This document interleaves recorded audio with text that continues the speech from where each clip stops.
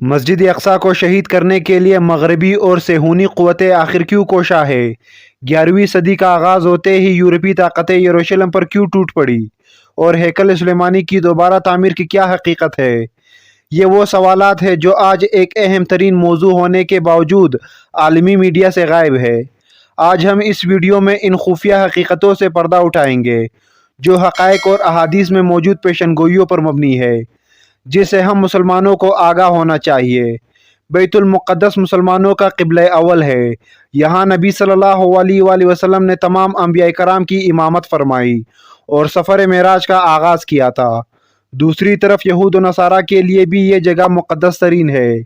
یہودیوں کے مطابق اسی جگہ حضرت ابراہیم علیہ السلام نے اپنے بیٹے کی قربانی پیش کی تھی اور اسی جگہ ہیکل سلیمانی تعمیر ہوئی تھی، جو بعد میں تباہ ہو گئی۔ واقعہ کچھ یوں ہے کہ جب قوم بنی اسرائیل کو ہدایت ملی تو ان سے خوش ہو کر اللہ رب العزت نے انہیں تابوت سکینہ عطا کی، جو ایک مقدس صندوق تھی۔ اس میں انبیاء کرام کے استعمال کردہ چیزیں تھیں۔ اس صندوق کے بدولت یہ قوم ہر میدان میں فتح یاب ثابت ہوئی۔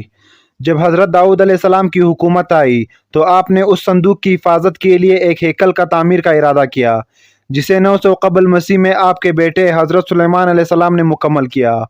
یہ ہیکل نہایت ہی عظیم الشان اور مضبوط تھا، جسے جناتوں نے آپ کے حکم سے تعمیر کیا تھا۔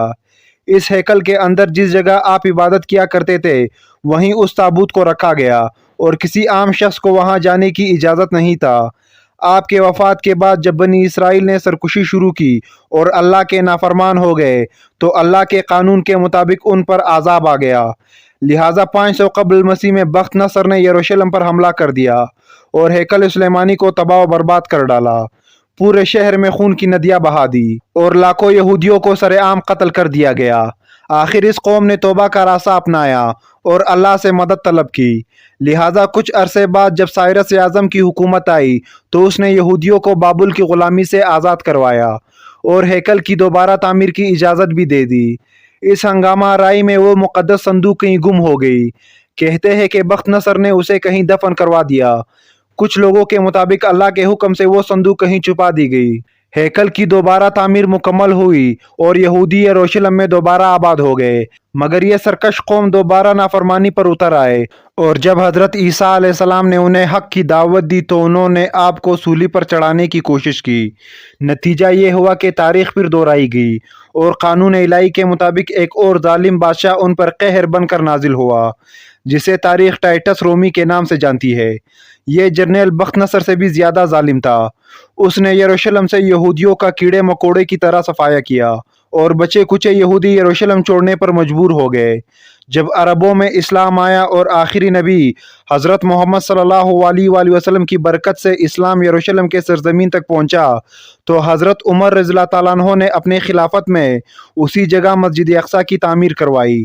1000 سالوں تک یروشلم مسلمانوں کے اختیار میں ہی رہا اور تمام مذاہب کے لیے یروشلم کا دروازہ ہمیشہ کھلا رہا۔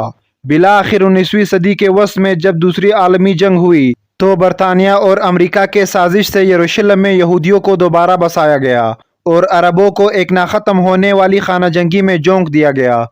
آج یہ یہودی ریاست اسرائیل قبلہ اول کو شہید کر کے یہاں اپنی اس ہیکل کو دوبارہ تعمیر کرنا چاہتے ہیں اور اس تابوت سکینہ کو دوبارہ کوچ نکالنے کی کوشش کر رہی ہے۔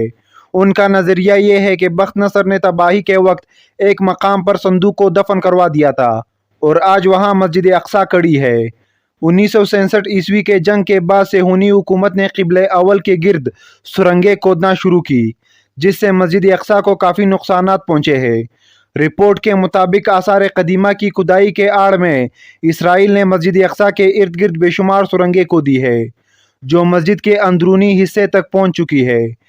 یہودی عقیدے کے مطابق جب وہ ہیکل دوبارہ تعمیر کریں گے تو اس کے ایک دیوار سے ایک شخص ظاہر ہوگا جو ان کا مسیحا ہوگا اور دنیا میں دوبارہ غالب آنے کے لیے مسیحا کا ظاہر ہونا واجب ہے، جبکہ احادیث کے روح سے وہ شخص کوئی اور نہیں بلکہ دجال ہوگا۔